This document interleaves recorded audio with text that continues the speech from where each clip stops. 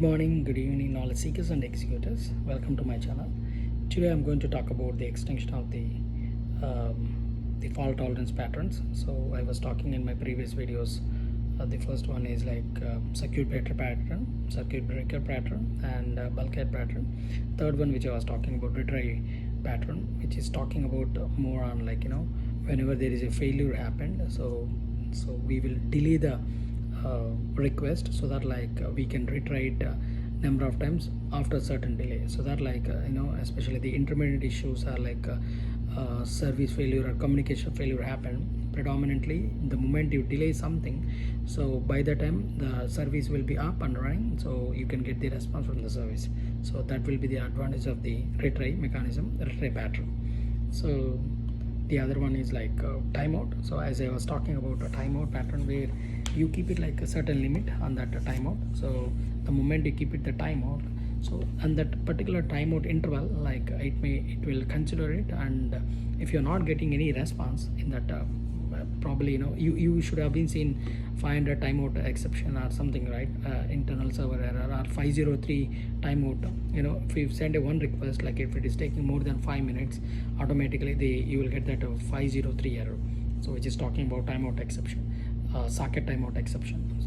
So for avoiding all these things, like you can create a timeout in your application itself. If you follow this pattern, predominantly it will create it, and each response or like each service will be in the timeout in that particular time frame you are expecting a response. In case if you are not getting the response, so you can gracefully add the response as like a failure and gracefully come out of that execution and put your own response as like a failed one, so that like they won't avoid, or the service, the upstream systems cannot avoid you, as well as cannot really block you.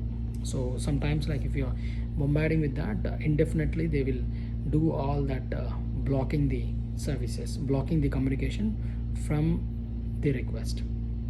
So with that timeout pattern, like you can easily implement these things. Fallback. So again, like fallback is an alternative responses, where I talked about retry and whereas I was talking about circuit breaker and bulkhead, right? You have a fallback mechanism. So if you implemented fallback pattern, what will happen? So the moment any failure happened, so rather than giving you the not found thing, you can have a static block, and that static files are like static response, which will be giving a kind of like a understandable response to the user. Subsequently, the user can understand, okay, there is some failure happened, so we can call back later point. That fallback mechanism, which will be giving you at least static data. In the meantime, the user can use it, and he can come back later point once the service is up, and he can get the dynamic response. So especially you have a lot of services in between, right? So it allows a system to maintain partial functionality or provide a degraded experiences. So we will give you, like by using backup mechanism and of default values. So instead of giving you the main value, like you can provide the default values, at least some response which will be giving the user, so and indicating that this is the default response, or like fallback response. Okay, that is what fallback pattern. Health check. So most important part is like health check pattern.